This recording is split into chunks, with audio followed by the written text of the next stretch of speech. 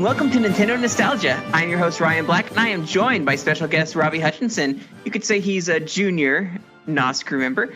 He's always calling himself too old, so I'm giving the junior title here since he's not really that old. But anyway, Robbie, how you doing? I'm doing good. How about yourself? I am great. A little cold. My heat is out in my house right now. It's been out for about a week now, so we've been just huddled around heaters and stuff, but my office space doesn't have a heater, and when I do try to plug a heater into it, it trips the breaker. So I'm just like, no, I'll just bundle up. Oh no. But yeah, it's been a crazy couple weeks for me. I hope things have been good for you. I know you've got a baby and everything. Taking care of new life is got to be its challenges, but also it's very, very rewarding just to have someone so precious in your life. So I definitely am jealous and happy for you, man. Oh yeah, exactly. I couldn't have put it better myself.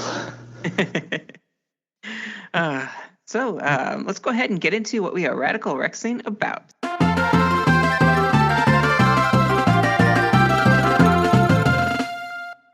Okay, Robbie, kick us off. How are you doing this week, and what are you Radical Rexing about, like, overall? I'm doing pretty good. I guess Scarlet and Violet would be, what I was Radical Rexing most about this week. But as well, before that, I would say Realm Royale finally came out of beta. So that's the game I've been... It's it's on the Switch, it's on Xbox, it's on the PC, it's on a few things. It had been in beta for a very long time, and it was one of those games where it looked like it was just going to stay in beta and die, and then it just unexpectedly just came out of beta. So yeah, and it's it's a kind of typical cartoonish battle royale game, but it has like the fantasy classes instead of your typical fare, and and each of those classes have specific weapons and abilities they can use, and they've made that more distinct now. So you can't, before the beta, when it was in the beta, you could pick up class weapons and stuff, but now those are only for that specific class. So they made it each of the classes more distinct and just made it overall better. So it was really enjoyable to see something like that, not just get forgotten and left by the wayside, but actually the developers are like, okay, we're going to put work into this and actually release it in the condition it should be in. Yeah, awesome. Interesting. Is it free to play, or is it something that costs a little bit, or? No, it is absolutely free to play. Yeah, it's one of those games where, and then you get currency for just doing dailies and stuff, and so you don't even really have to put anything into the game whatsoever. Okay. Does it have microtransactions? Is it like a cell phone type game, or is it pretty much rooted in consoles? It has skins, like cosmetics and stuff that you can get, various different things like that. Like a typical skin is like $10 if you did the exchange, but you can get, well, before the beta, you could get 60 coins a day. Now it's like 30 coins a day. They did nerf that. That was one thing they did nerf a little bit. So, and when you get dropped in the game, you become a chicken. That's kind of their like gimmick. And like if you survive as a chicken, you come back. Okay. So you can get skins for the chicken. Those are like cheaper. Those are like $2 to $5, and then you have your nice skins, which are like $18 and stuff and up. Yeah. But it's fairly balanced in that. Like it's not like. And like once again, like all that's cosmetic. You can completely play the game. Nothing is pay to win. It's just everything that's you would want is cosmetic, and so that's pretty fair too. Yeah, absolutely. Cool. Do you have anything else you wanted to bring to the table? Well, just Radical Rexing about having a baby daughter and how much that's been a blessing, and that's, I would say that parenthood is never quite what you expect. Like it is quite the challenge, but just so much more rewarding than you even think at the same time. So it's very diametric, but it's worth it in the end. Like, yeah. Awesome. Cool. As far as what I've been recollecting about, of course, I've been playing Pokemon. I've been playing a lot of Splatoon. I think it was like 180 hours last month when I got my roundup for my Switch playtime. So I've been playing a lot of Splatoon 3.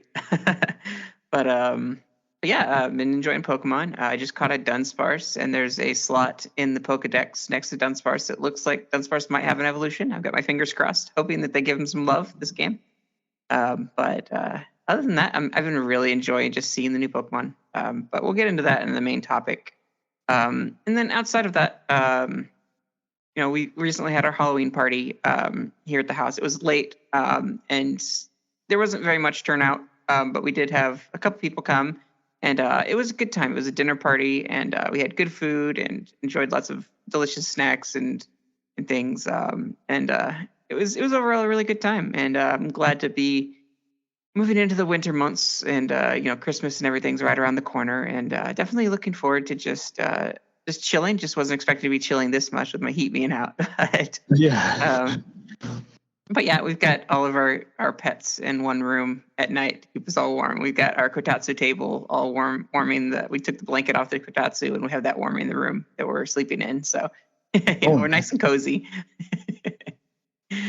But yeah, and I think probably the next thing that I'm looking forward to is, when I went to pick up Pokemon, I pre-ordered Tales of Symphonia. They didn't have the collector's edition at GameStop, but I did pre-order that for Switch, and I'm hoping to find a collector's edition somewhere to pre-order. But yeah, definitely looking forward to playing that game in February, but a little ways away. But I can't think of any other games that are coming out for the rest of the year that I'm really stoked for. Though I would like to pick up Sonic. I hear good things about that game, and I hear that it pulls on a lot of the heartstrings of the Sonic Adventure series. So definitely looking forward to trying that game. Hopefully it's a Christmas game for me. But yeah, I think there's anything else that's like major awesome.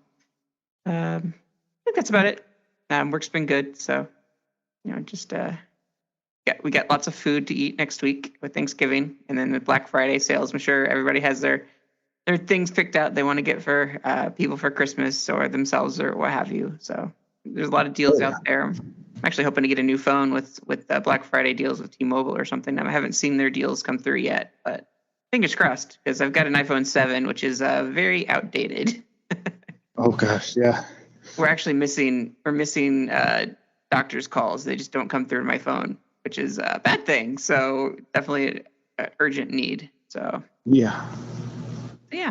I guess on a more personal note, some things that we have coming up, and Draco is going to be seeing a spinal surgeon. They're looking at fusing all of the spine, just to help with the cervical cranial instability and everything with the EDS. So we're looking forward to that. It sounds like a bad thing, but it's actually a really good thing to keep migraines and everything away. So hopefully that goes well. Something that we have to look forward to. I think next week is when we see the first initial intake before we start having procedures discussed and scheduled. But yeah, looking forward to the forward motion there right now. We're thinking there might be a spinal fluid leak. So lots of bed rest and just waiting to get through that appointment. But yeah, a lot of things are positive. Health-wise, just finally starting to move forward with that, and hopefully we'll be able to travel a lot more. And with my job, I'm remote, so I can just go a bunch of different places. So hopefully once things get straightened out there, we'll be a lot more mobile and be able to visit and stuff. So I know we've tried how many times now to meet up, and we just have never been able to do it.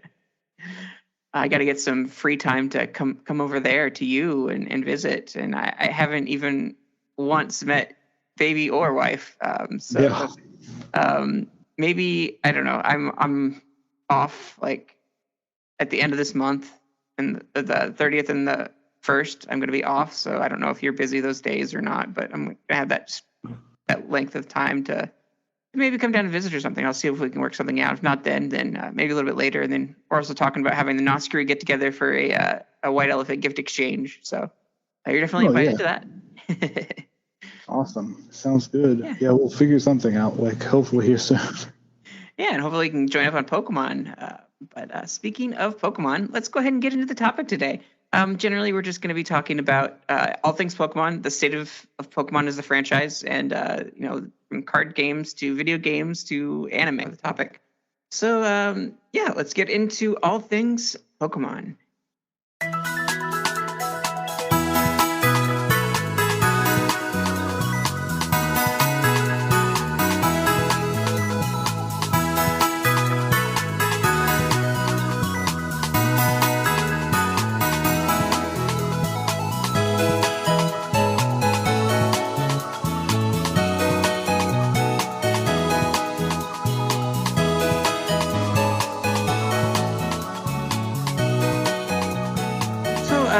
Robbie, I wanted to talk to you a bit about the state of the current Pokemon TCG, some of our nostalgia for the olden days, and just I'm very much curious how the state of the game is current days versus how it used to be. And then I used to be for a time a player, maybe.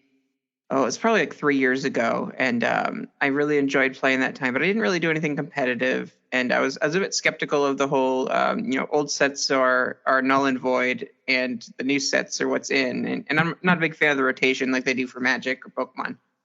But I'm willing to give it a try. But I've seen a lot of really cool card types come out, really cool artwork, some really cool like 4-panel Pokemon cards and things like that, and there's a lot of different mechanics and things they've introduced in the game. And Tom, the co-host for Nintendo Nostalgia, is just like super into Pokemon TCG and in the games and stuff.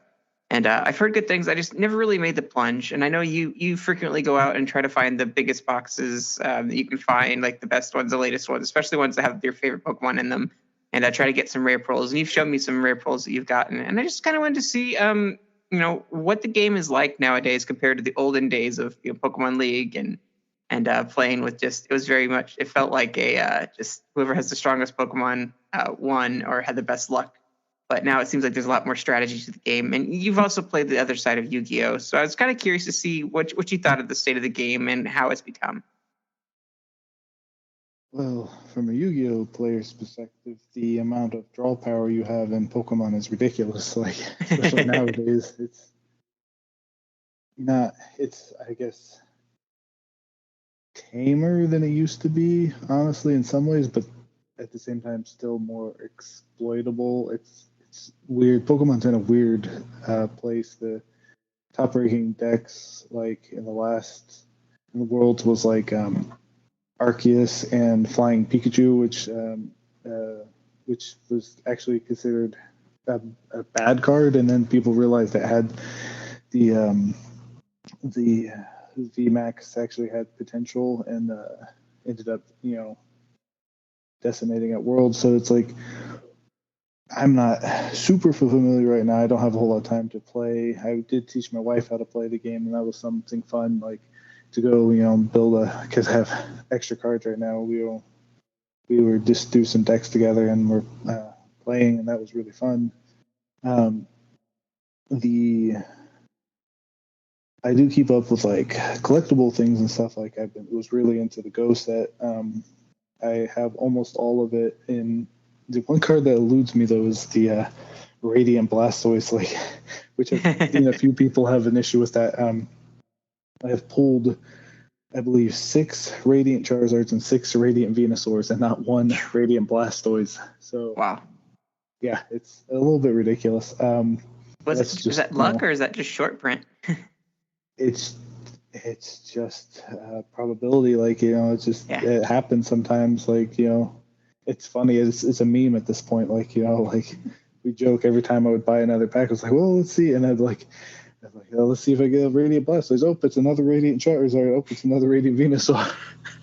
So I still get really good pulls. It's just not what I was looking for. Interestingly enough, I don't know if you remember the Pokemon EX, which was like the first kind of like special card type.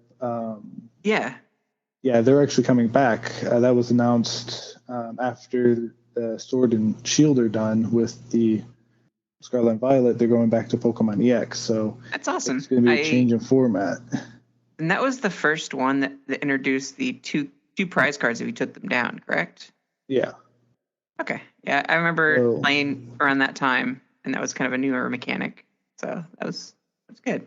I can't remember the first one I pulled. Is either Hitmonchan EX or Sneasel EX, and one that was one of those two cards was the first one I pulled. So I still have those as well. So cool. Yeah, so it's going to be interesting to see how that changes the game. And it might be to where that some cards will actually, instead of all of the EX being basic Pokemon, you still have to evolve into them. So Uh-huh. that would be interesting. Yeah. And there's a few different things. They haven't given us everything on that yet.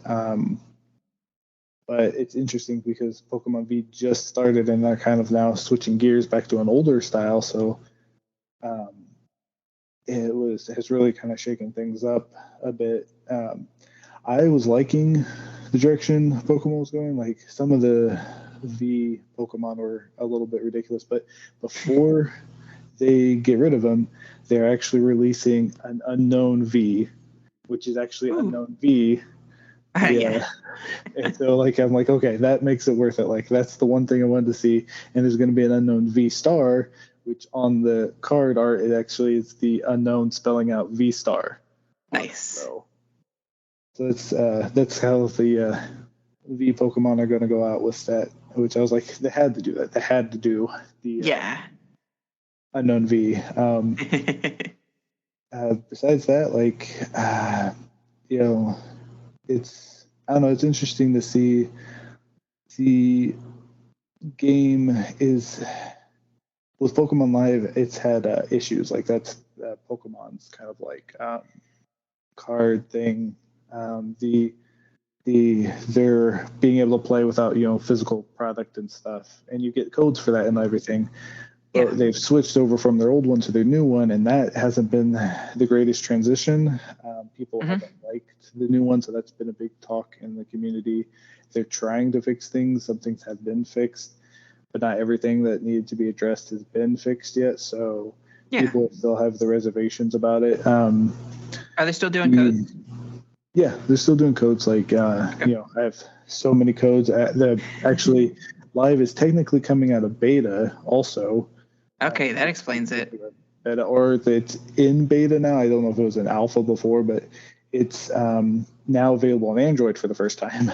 I just got an invite to my phone to join the new Pokemon card game experience. So I wondered what was going on with that. Yeah. So I have a download. I have so many codes I can put in. I want to do and get some cards and get some practice. And that's one of the things I've been wanting to do to be able to get back into the game, like in a competitive sense, besides, just watching videos and stuff on it. So it'd be nice to be able to do that finally and, be able to do it from my phone. It's oddly not available on the Switch though, which you think, well, that would be one of the places it would be with things like Pokemon Ultimate or Pokemon Unite on the Switch and on mobile. So and maybe they didn't want to, knowing it was close to the Pokemon release, they didn't want to cannibalize, the new Pokemon game. But maybe it's something they do early next year or something like that. And they probably need more time to develop that and get it working for the Switch. If they do, even if they do, if they don't, that's fine. Like, I didn't really have much expectations for them to bring any card game to the Switch. Like, it's like we haven't gotten the card game on a console, or anything really since like the TCG, back on Game Boy Color or Game Boy. So we've not really seen anything like that, but it would be kind of cool if we did get that eventually. The closest we got was the e-reader cards, if you can really count that. But yeah, that's cool. I was kind of curious about the state of the TCG. So let's move on over into the state of the anime. Some notable things have been happening, and it's pretty exciting to see some celebration, some monumental things happen in the world with Ash and everything. So let's go ahead and roll on into that. I don't know if you saw the news, but you probably have that Ash has finally won a world championship, or he's world recognized now. He took down oh man, I'm blanking on his name. What's his name? With the Charizard. Sword and Shield, yeah. Yeah. He's completely escaping me right now. But What's that? Hop's brother. Yeah, House rather. And I was just playing Sword. I started up a new game on Sword before this new Pokemon came out, and I was playing just enough to get to the point where I could do my code for Marshadow. And I did that, and for some reason his name is escaping me. Like I just played it, but yeah, I should know that. But anyway, so yeah, there was this epic battle. It was pretty much posted everywhere on the internet. Like it was hard to miss it. I just saw it randomly pop up in my Facebook feed and watched this battle between the Charizard and the Pikachu, and it was top tier anime quality. Like I loved seeing that epic fight and seeing Ash come out on top. And so yeah, Ash finally did it. He became the very best. It's like where do they go from here? Well, that's a topic of hot discussion on the internet right now. Yeah. I know that they have their side project going right now with the Hisui region and the kind of like set back in the olden Pokemon times, like the Arceus games, the Legends, Pokemon Legends type stuff. So it's kind of curious what they do with that. I know, Ash has gone through some art changes. I think the last art change that they had before this one was a bit abrasive. It was a bit weird with the Sun and Moon era. Very, very different take on Ash. And then they kind of updated the art to this latest one where he looks kind of a hybrid of the two, and I think it looks pretty good. But what were your opinions or thoughts of the changing that they did with Ash? He's been perpetually 10 years old, but maybe grown up a little bit. But people actually forget he did have a birthday, so he's actually technically 11 years old, and actually Pokemon forgot that he had a birthday too. So but Leon was the name you were looking for. Thank you. Yes. I was thinking Lance, and that was just not working. I know. That's where I went too. I knew you were going to go there. I'm like, no, that's us being old. They're like champion Lance. I mean, they have too many champions with L names. No, I agree. Like Sun and Moon art style was very heavily criticized. The art style was a lot more fluid. But yeah, it definitely took a hit. But that's the problem with Pokemon. It's multiple times. I still remember when, I think it was Diamond and Pearl, when it moved to that one, like the backgrounds weren't nearly as good. Like it was a noticeable difference from like the previous season, and just how they've like changed and stuff. But yeah, I agree too with like where the art style is now. It's better than what it was in Sun and Moon. Like that fight was amazing. Pikachu going Super Saiyan, well, too much. I mean, at this point, it's if you're gonna watch Pokemon at this point, you have a long way to go. So by the time you get through it, you'll forget what we say here. But no, it was really good. Like Pikachu, Pikachu actually being able to stand up to things and not just being weakened randomly, so that it's useless, and being like losing to like a level 5 starter at the beginning. Like that was once again Diamond and Pearl. Like Pikachu lost to a level 5 Chimchar. Like it's like this is Ash's Pikachu. Like what is going on? So it was just good to see them have him become his dream. And so people are wondering if we're going to even have Ash, if they're going to go a different direction. One of the notable things is in Scarlet and Violet, Pikachu no longer has his cry, which this is not a spoiler because it's in the trailer, but Pikachu no longer has the Pikachu cry like it's had since Let's Go and things like that. So Pikachu actually makes its original like red and blue cry now again. So interesting. I didn't know this set. Yeah, so that's one of the things. People are speculating they might go with a different protagonist now. They might reboot Ash, from like the beginning. Like this is his first, he might just be a new thing. But especially with like the school aspect, it's going to be interesting because not since the first season of the anime have we really had like a school aspect, because you had the trainers like Ash came across that instead of going out in the world and being Pokemon trainers, they learned about Pokemon training in school and had like simulations and stuff. Mhm. And the funny thing is the simulations were actually what the Game Boy games looked like. and and they would actually make they kind of with tongue in cheek with it were like, oh, like if I use Vine Whip, this Starmie gets knocked out in one hit, and then like Misty Starmie was able to withstand the hit, and he's like, what's going on? That doesn't make any sense. And like that's just the anime for you. Yeah. So yeah, no, I like to see where they're going. Like the animation on that episode was beautiful. It looked like they spent the entire budget on that one episode. But, I'm all for it. Like that was, if this is Ash's, farewell, then like they played him off well. Yeah. Cool. Yeah, and there was a lot of background nods, different people's like sitting in the crowd watching Ash, you know, and they called back to a lot of the different things in the series, and then he got that big trophy, and it was just really cool, really big celebratory moment for Ash. So it's really cool. Like I mean, he won. I think it was Sun and Moon. He won that one, but it wasn't like the very best top of the world type thing like this one was. So he's been trying for so long, and it's good to see him get to that point. Time continuities all aside. Yeah. So it'd be interesting to see if they do like go a school route, or what they decide to do. I don't know if I should say route anymore because they're I guess in the new Pokemon they're called areas. So,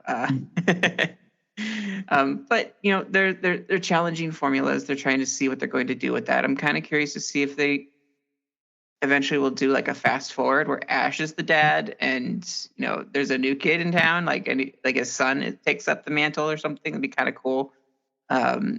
Just kind of a fast forward into the futuristic look, or if they're just going to go like, for now, just lean heavily into the new stuff with, your Violet and Scarlet motif set in the, I guess it's kind of a Spain theme centric thing. Which, by the way, I'm really happy that they have a different version of a Tauros. So that's, I mean, it's not really that different, but I'm really glad that they did something for that because Spain and bulls and stuff are like really famous. So I like that they gave something to that distinction. I was really happy about that. But anyway, so that kind of moves us on from the anime, kind of go into the card games. I don't think there's anything much we need to talk about the mobile games too much. I'm sorry, the actual core video games.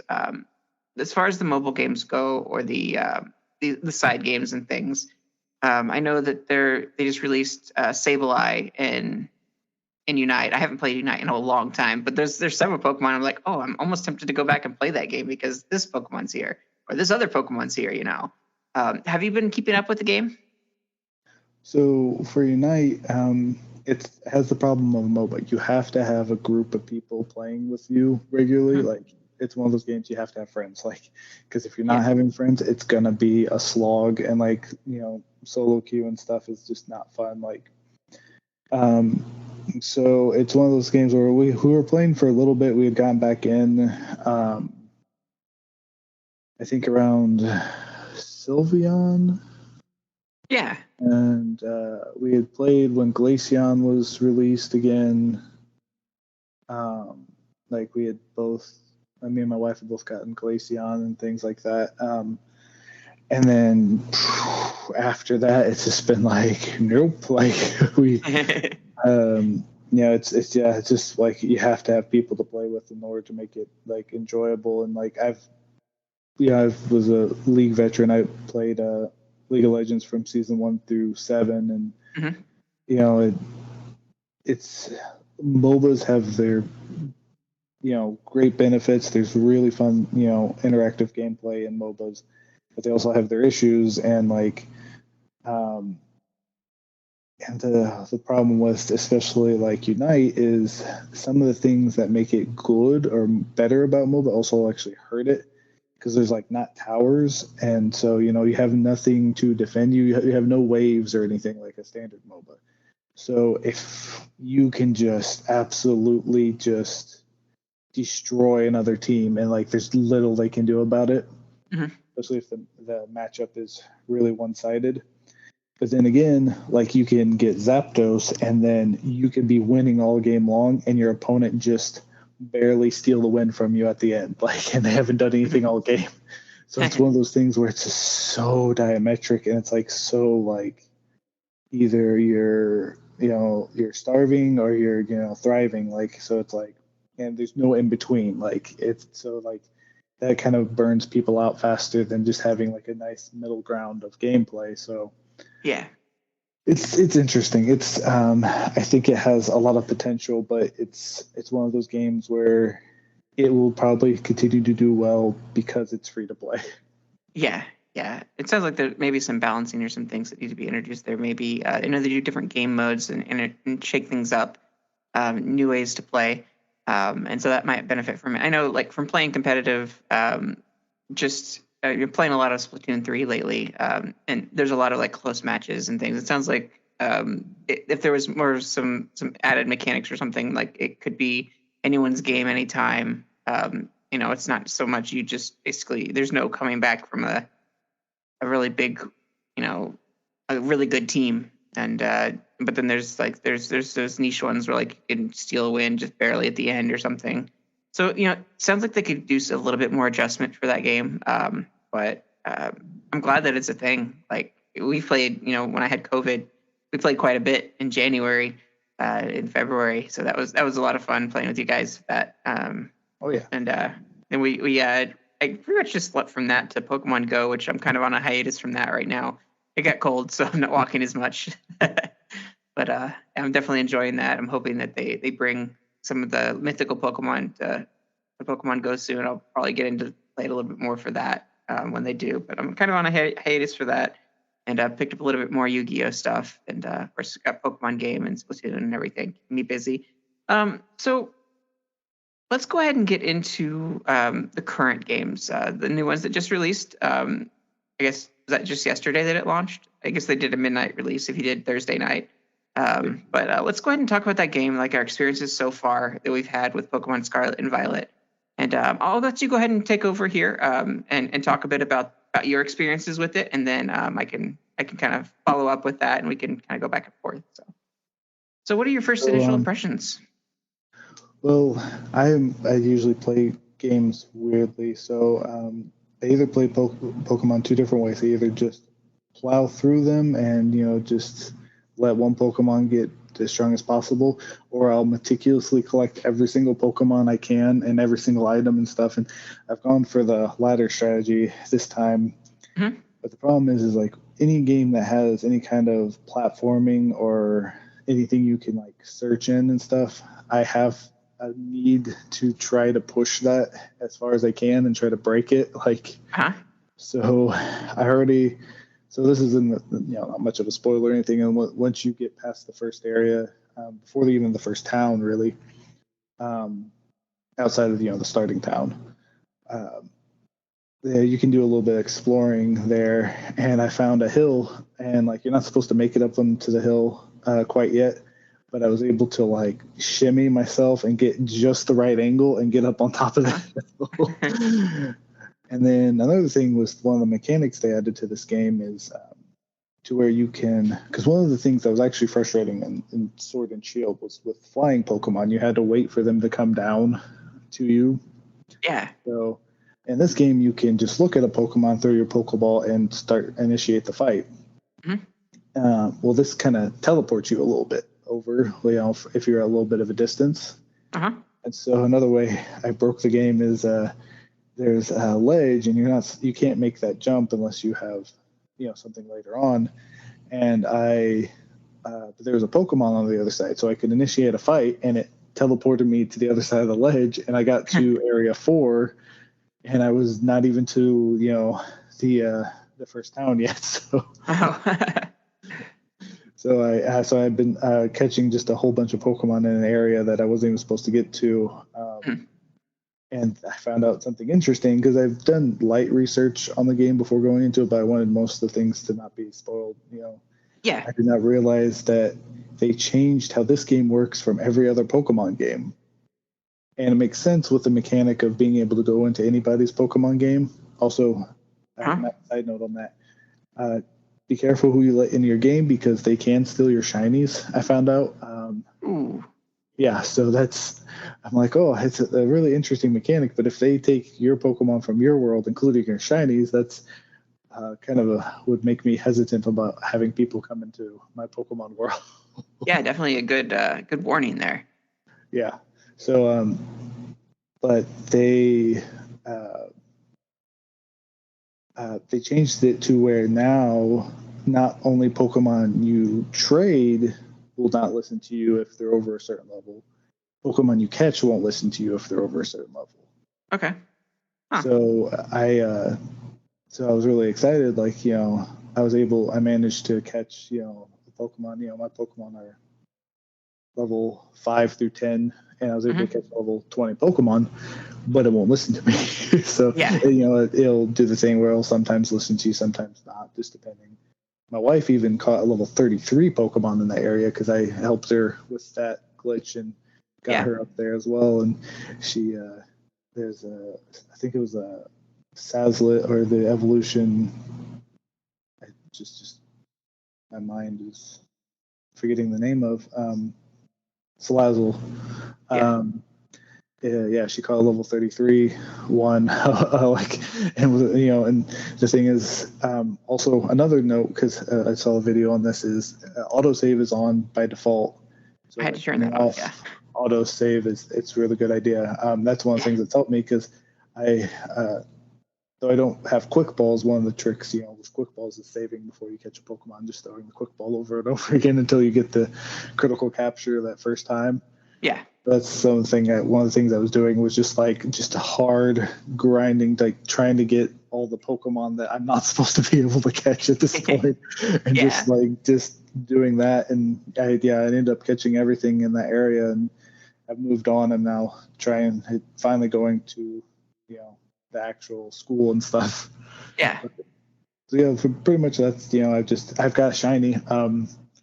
One of the things that's funny about the game is because Pokemon spawn far more frequently, and you can actually see more Pokemon. They'll actually spawn in groups of 5 at a time and stuff.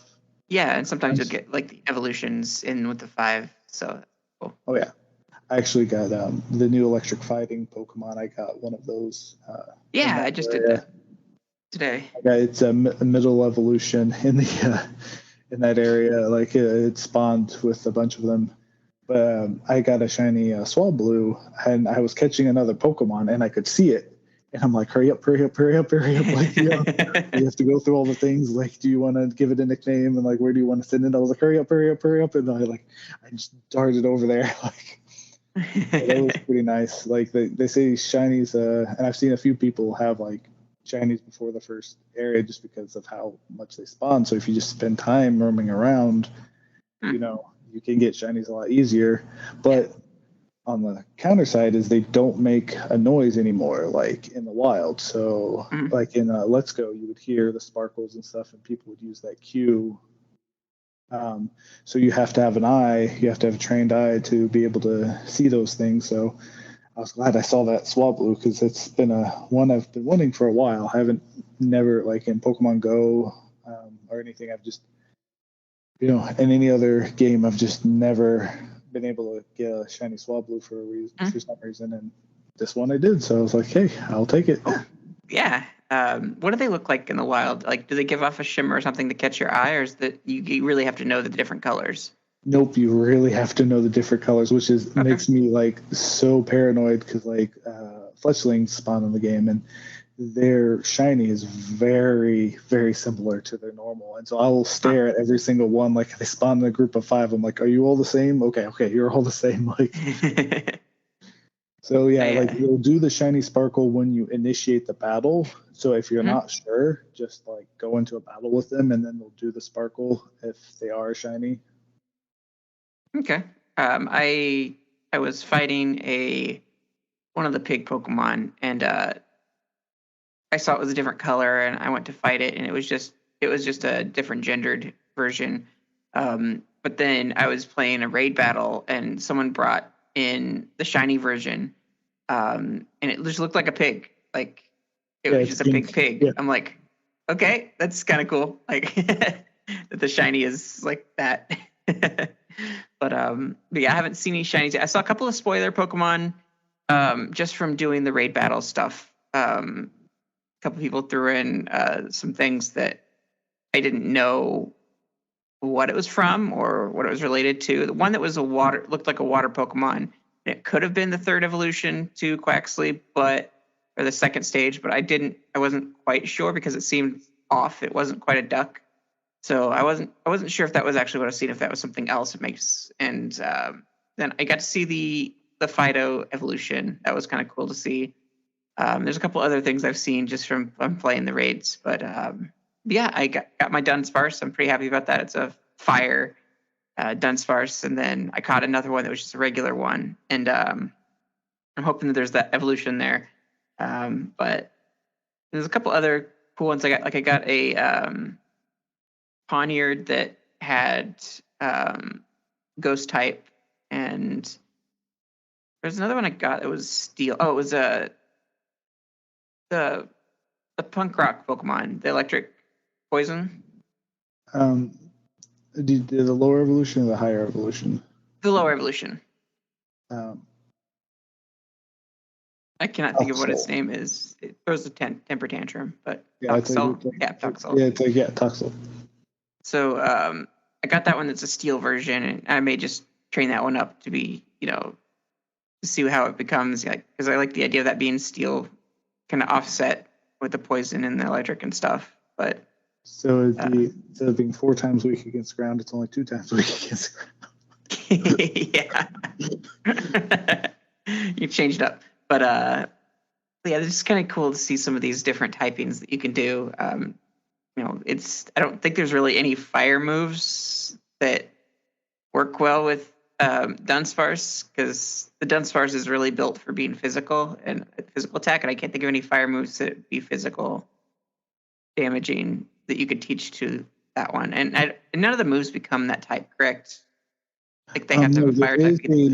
There is a Terra Blast move which changes depending on the Terra type, but the Pokemon has to actually have terrestrialized in order to use it like that. So. Oh, okay. What does it do when you're not terrestrialized?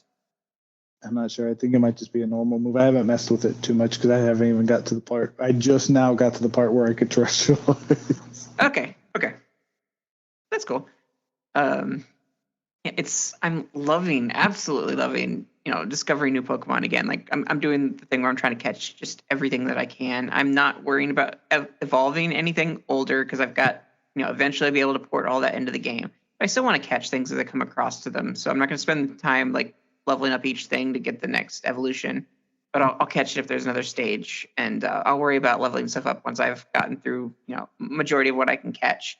But I did see one spoiler. And it was just because I saw, IGN post an article about like the 1,000th Pokemon.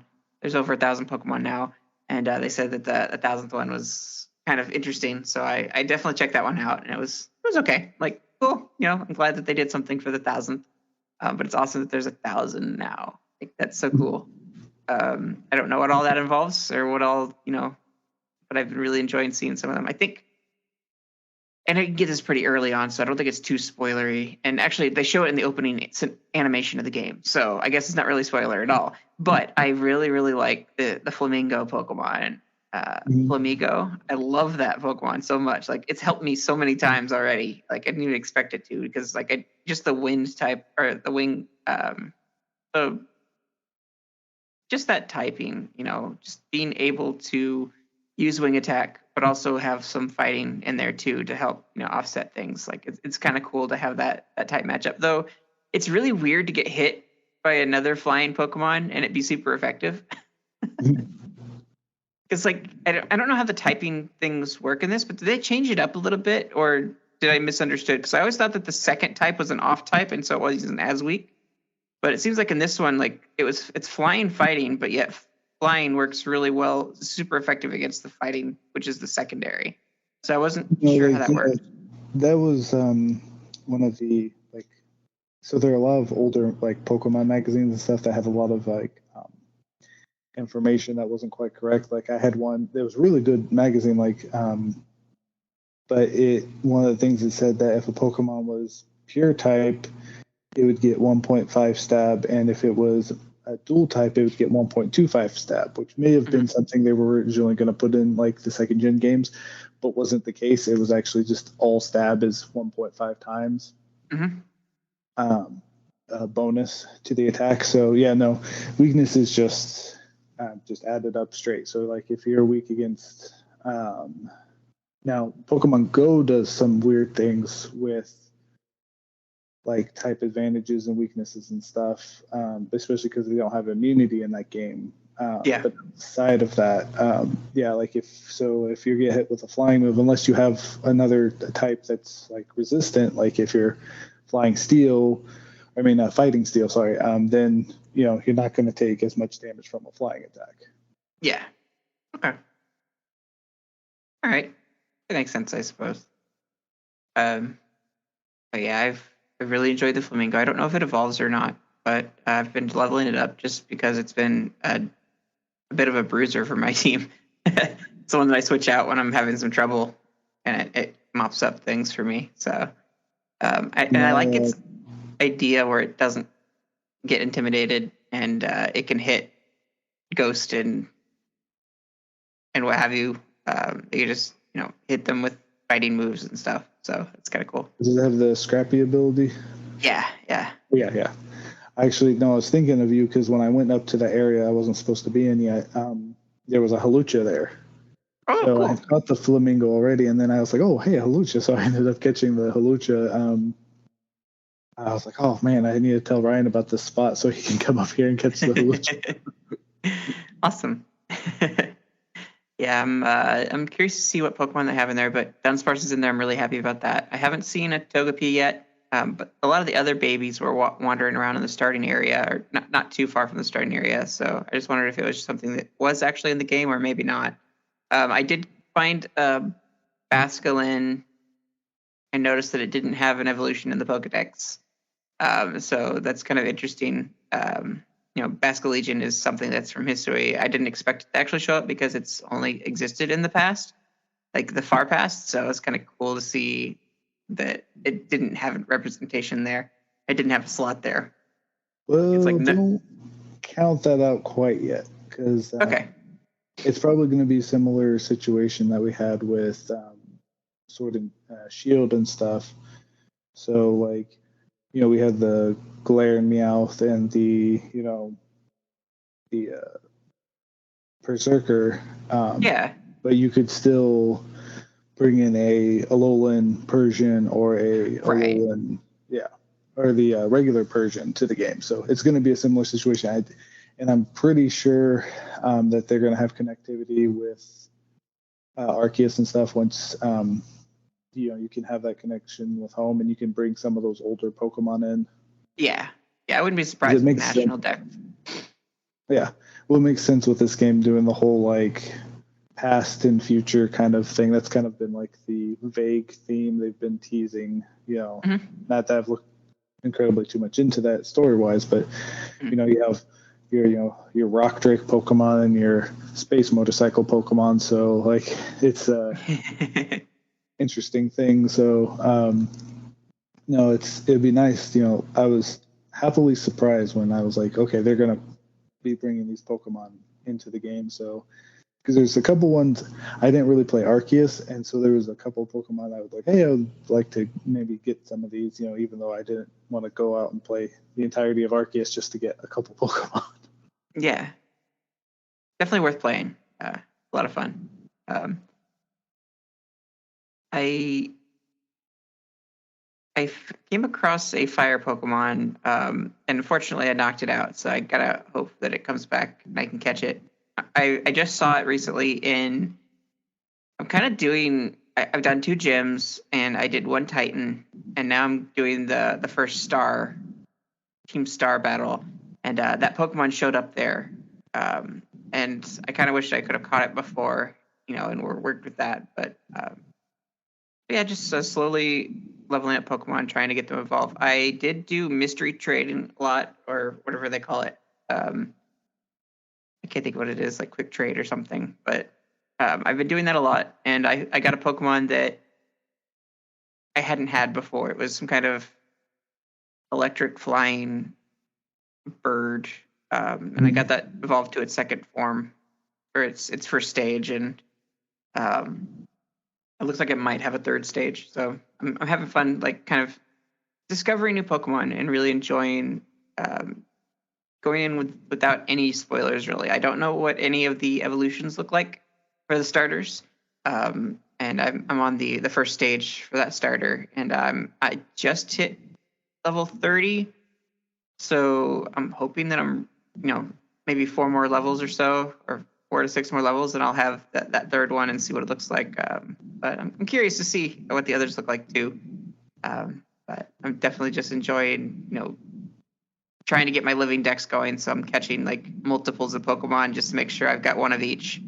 So if they do evolve into a third, or second stage, I'll be ready for that, or what have you. So. Oh, there's an evolution mechanic in this game that's going to make that very tedious for you. Yeah? I don't want to spoil it for you. Unless you want me to. Very tedious. So is it a bunch of Pokemon that just evolve in different ways, or is it just different forms? Because I'm not too big into collecting the forms of different ones. Okay, yeah, it's a Pokemon that has, like, depending, like, it randomly will evolve into a different form. And it's like by random, like 1 in 25 chance it will evolve into a different form. Okay, I'm not too concerned about that. I mean, I wouldn't be surprised if it was like Fido or something. It became a different kind of bread or something. But Fido's evolution has a really cool ability to where if it gets hit by a fire attack, it becomes it's immune to fire, and it increases its defense because it becomes more hard. It's like it becomes a hardened bread. And I'm like, that's awesome. Really That's a cool idea. Like I like some of the creativity they've been putting in this game.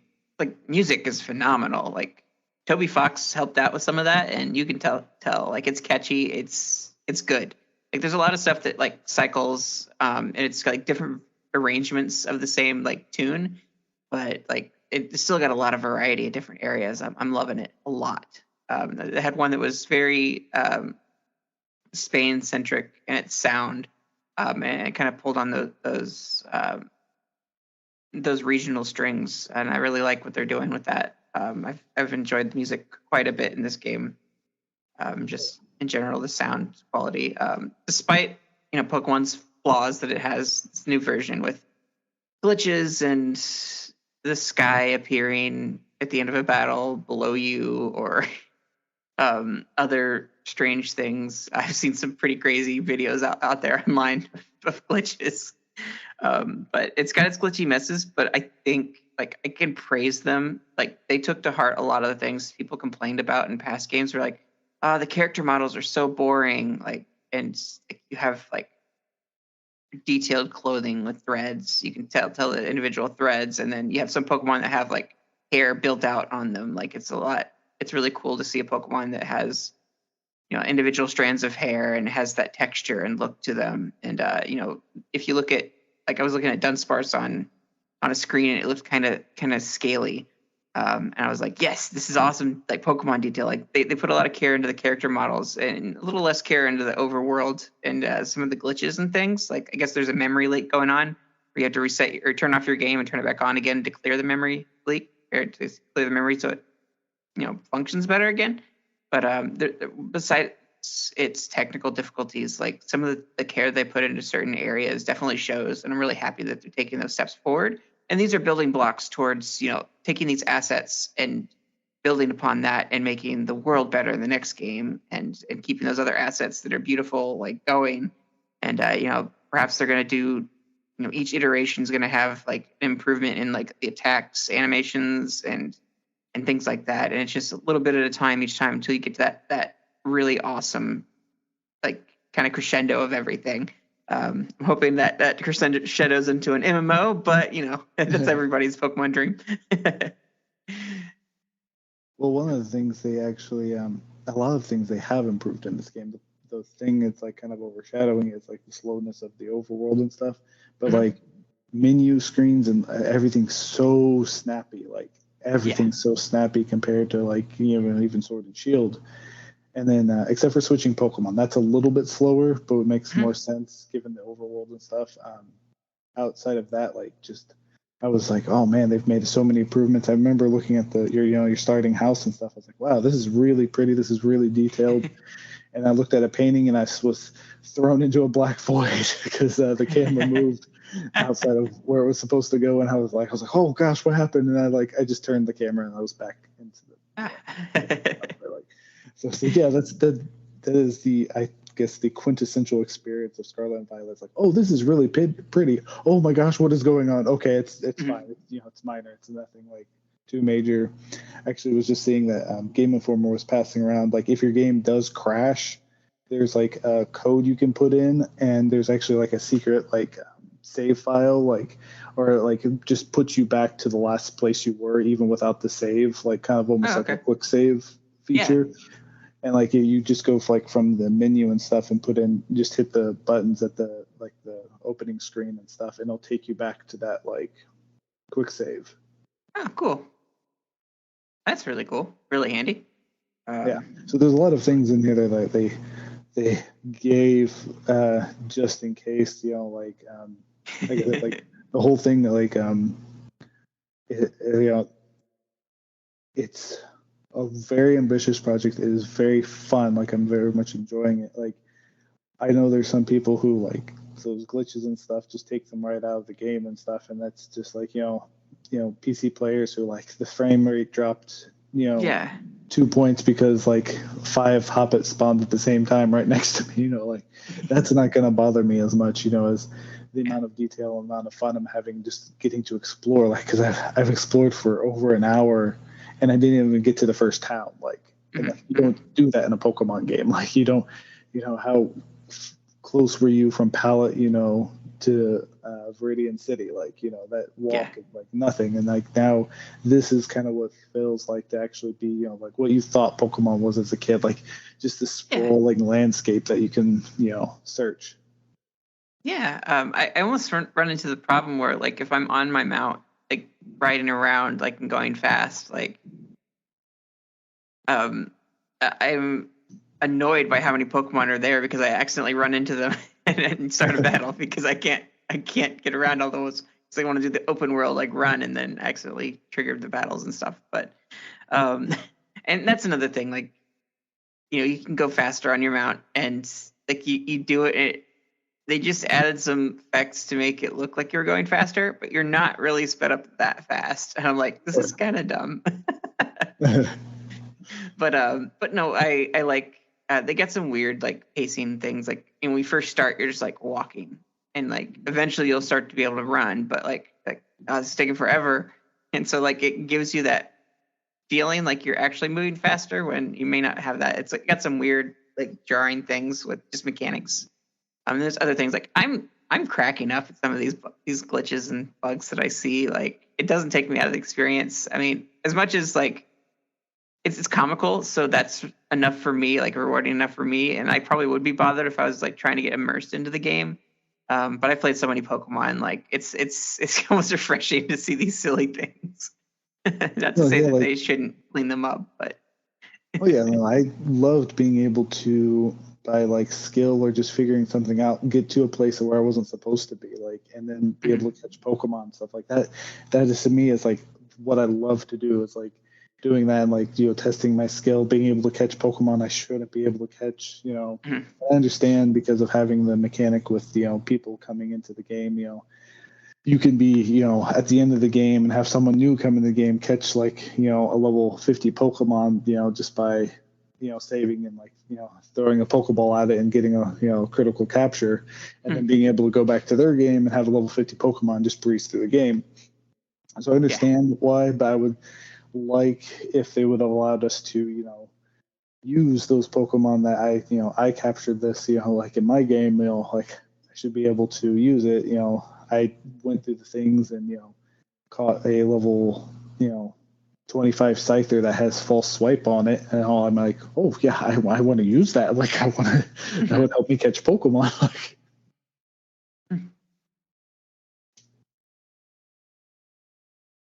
yeah, I speaking of Scyther, I did come across that was my first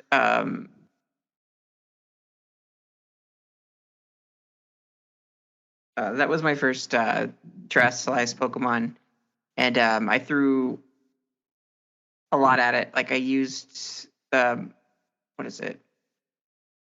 I used the move that lowers accuracy, the attack, the mud slap or something like that, and that reduced the accuracy, and so I was able to do a lot more. Like I shouldn't have been able to take it down, but because I did the accuracy thing, and I eventually paralyzed it, and so my rest of my team were able to whittle it down to the point where I could catch it. So there's just techniques you can do to catch a Pokemon that's way over leveled if you just hit things just right. And I had just a stroke of luck where one Pokemon happened to be a little bit faster than it, and I got the move off that caused the accuracy to go down, and they missed a couple of attacks, and suddenly I was turned things around. I was like, yes, I'm going to catch my first one. No. So definitely don't give up when playing. If you're going up against some Pokemon that's just impossibly strong, like there are ways to do something about that. So. Yeah, my first wild terrestrialized Pokemon was a level 50 Leafeon. Wow. I was like, and I was not ready for that, even with the Pokemon I had caught. Like it just because it was a grass terrestrialized Leafeon. So yeah, and terrestrialization basically doubles your damage if it's your type already. So, so it's like that improvement, and so it's like it hit like a truck. Like nothing could survive, even with resistance. Nothing could survive one hit from it. Yeah. And so it's like, whew. And if I had like certain attacks and stuff, I could, sleep moves, things like that. I could have probably worked around it, but I was just like, nope, I'm just going to leave this for later because I'm not at the point to get this right now. Mm-hmm. Yeah, I'm kind of all over the place with this Pokemon game. Like I don't have anything I'm specifically focusing on. I'll do a little bit here, do a little bit there, go explore over here, go to this when I get bored. Like, and it's rewarding. Like I don't feel like I'm missing out because I'm not doing this other thing. It doesn't really like punish you for not, sticking with one story. You can do all three of the branching stories like at once and just do different things here or there. It's just whatever you want to do, wherever you want to go. It's really nice. I haven't squatted up with anybody yet or know really what that's like. And I don't quite understand the point of having Pokemon battle for me. I probably could make use of that more, but you get a taste of that when doing the battle against Team Star, where you're throwing out a bunch of different Pokemon. So that's kind of cool. I just don't know if that's really my playstyle, but I do enjoy the idea that that's a possibility. And I don't know if that becomes like a really important thing later on for like leveling up and stuff, but I do like just the option to do that. And there's a lot of different things you can do. I'm not too keen on buying a bunch of food for the sandwiches and stuff, though I hear you can get some boosts and stuff with like eggs chances and things. So I might look into that a little bit more. I don't know if there's any like shiny boosting sandwiches out there either, but just kind of like wanting to see how much of a difference those sandwiches make later on. But right now I'm just worried about catching Pokemon. Oh, yeah.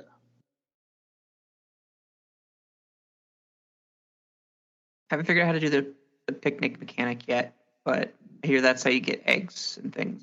So I might start breeding my my starter Pokemon and start trading for some of the other starters, because I didn't end up actually doing the reset, because to get to that point in the game it takes a little bit longer than I want. So I just ended up saying, I'll just trade with someone later and get the other starters. So I didn't end up actually doing that, where I was going to pick, start with all three starters. And part of that, if I had done the midnight release, I probably would have stayed up all night and done that. But because I had a migraine and I just went out the next day and got the game, I just wasn't able to take the time to do that. And Draco wanted to get in right away and start playing. So we're playing that together. And we both had the same starter, so we didn't really get a benefit of that either. So but I just start with the grass starter. So Sprigatito is my fam. It looks like you have Sprigatito as well? Yes, I did actually start with Sprigatito. It was a hard choice. but I like Sprigatito is basically the Greninja or Score Bunny of this game. It has like good competitive moves, and it's like so it's what I ended up going with. Though there's some things they ended up nerfing, like Protean and Libero, whatever. It doesn't. It only activates once while the Pokemon's out. Mm-hmm. Instead of like being able to like use it multiple times, or it only works the first time the Pokemon's out. I can't remember the exact nerf to it, but it's like a noticeable nerf. And they also nerfed it Battle Bond, which is another reason why people are talking about Ash not being in the main character anymore, because Greninja is no longer going to turn into Ash Greninja. Battle Bond is like just a stat boost now. Yeah. Okay.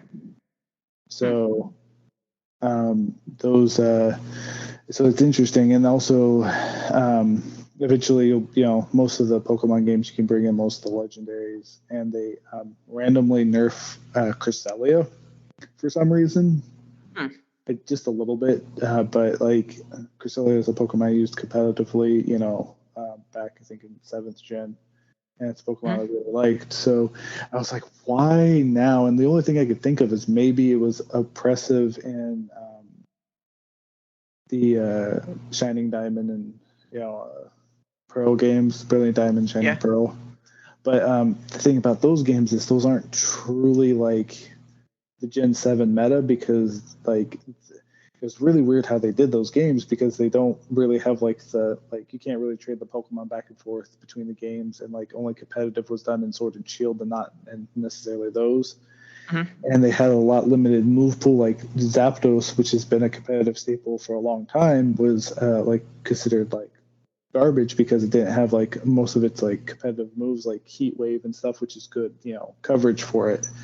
Yeah. So I can understand in that environment Cresselia being kind of oppressive because it is very bulky Pokemon. So and then Zamazenta they also nerfed randomly, and he's not like competitive whatsoever. Like he was actually the other one, Sword Doggo, is very, very much a competitive Pokemon. They nerfed both their abilities to where it only gives them the increase on the first time they come out.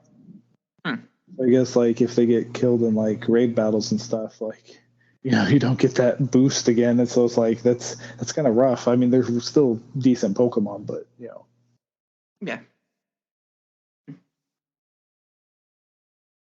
Have you gotten a chance to join in on any like bigger star raid battles competitively? Or I know I've the highest I've done is a level 2, which is the Poniard. So I haven't got to do any of the raid battles in this game yet, because I'm not quite to that part. Like because I've spent 2 hours just roaming the fields in the first area and the 4th area. They're not far in, like they're not very far in at all. When you could start doing those, they're not much different than Sword and Shield, or you have like a mound of something like rocks or something, and you can just go there and start the battle and then link up with other players, what have you. Yeah, I've looked into them and stuff, and it's they look like they improved those too. Like they're faster, and like my brother Tony, who has been on the podcast before, he was telling me they're a lot more streamlined and a lot more. He got a Growlithe that its Terra type was electric. So that's nice. Really good. Yeah. So he's like, this is one of the coolest ones I've gotten so far. And like because Growlithe also gets a lot of good electric moves like Thunderfang and Wild Charge and stuff like that. So that's a really good, and it covers its weaknesses. And you still have stab with when you're in your when you terrestrialize, you still have your actual normal stab, even though you're not those types anymore. I didn't know that. Yeah. Nice. I like that for my Dunsparce. Not that normal stab really matters. Very cool. Well, was there anything you wanted to bring, like closing to the end of this episode? We're kind of kind of longer episode, but definitely worth it with all the Pokemon content that we've gotten. Oh yeah, no. The last thing I wanted to mention was like when we're talking about the anime. So Pokemon originally wasn't going to go past Generation 2. Most people don't know that. Like Generation 2, the reason why those games are so good is because they thought that was it. They thought the hype was going to die down and Pokemon was going to be, a one-hit wonder, and that was going to be it for it. And so originally they had Ash, becoming, getting with Misty at the end of the movies and stuff. Like originally they were going to be together. So with your idea you were talking about of, maybe Ash being the dad and stuff, it would be interesting if it was like the son of Ash and Misty, if they actually finally brought that plot point home and stuff, and they end up having a kid, and they, they're Boruto as it would be, hopefully not as annoying as that, but I would like to see that, suddenly have Ash age and, boom, him and Misty have a kid, and that kid is now the one going off and doing stuff. I'd be for that, I'm sure that the rival would be, Gary's daughter, and I could see a smell you later in a girl's voice. That would be so Carry perfect. On that. Yes, this needs to happen, Nintendo, please. It would be beautiful for sure.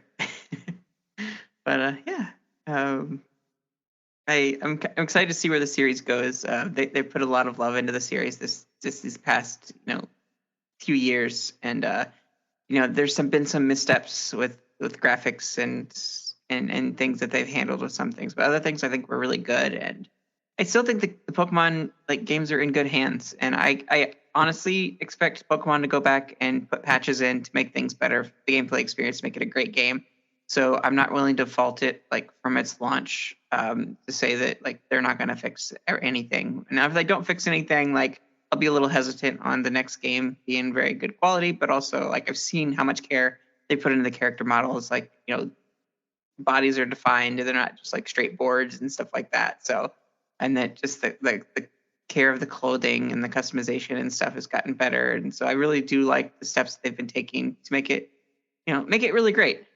So, and just the quality of the anime is really good, and they're keeping up with everything. I'm kind of curious to see where things go. They did send out a survey, kind of to all things Pokemon. What do you want to see? Where do you want to see Pokemon go? And I filled out that survey, and I definitely put my voice towards MMO, and I love playing with friends, and kind of really leaning heavy into that, the social aspect. And hopefully that becomes a thing. And I like the idea of bonding with Pokemon more in some way.